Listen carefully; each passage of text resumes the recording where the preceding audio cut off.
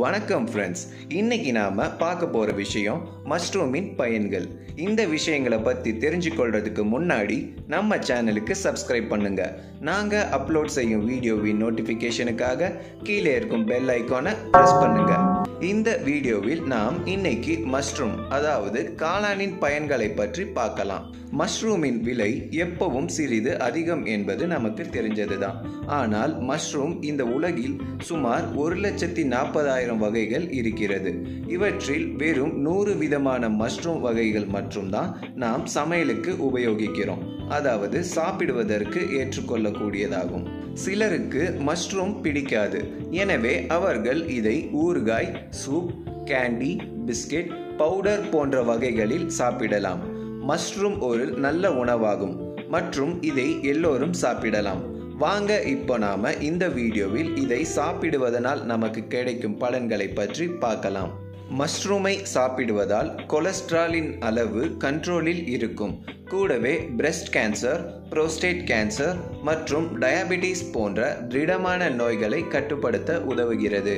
Mushroom தோலில் உள்ள pre radical சரி செய்ய மற்றும் இம்யூன் சக்தியை அதிகரிக்க உதவுகிறது. மஷ்ரூமில் அமினோ ஆசிட், சல்ஃபர் இருப்பதால் இது உடம்பிற்கு பிரயோஜகரமாக இருக்கிறது. மஷ்ரூமில் vitamin B, calcium, copper, potassium மற்றும் ஐரன் இருக்கிறது. இதில்லாமல் இதில் கேலோரிகள் கம்மியாக உள்ளதால் இவை உடம்பு எடை கட்டுப்படுத்த உதவுகிறது. மஷ்ரூம் சாப்பிடுவதால் பிளட் பிரஷர் கண்ட்ரோலில் இருக்கிறது மற்றும் மஷ்ரூம் சாப்பிடுவதால் உடம்பில் ஆன்டிவைரல் மற்றும் புரோட்டீன் சக்தியை அதிகரிக்க உதவுகிறது. மஷ்ரூம் ஒரு நேச்சுரல் ஆன்டிபயோட்டிக்காக விளங்குகிறது.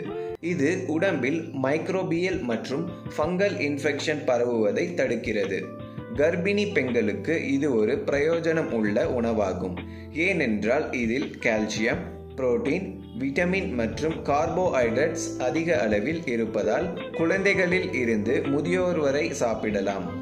இதில் அதிக பயன் உள்ளதால் எனவே மருத்துவர் இதை பயன்படுத்த அறிவுறுத்துகிறார்.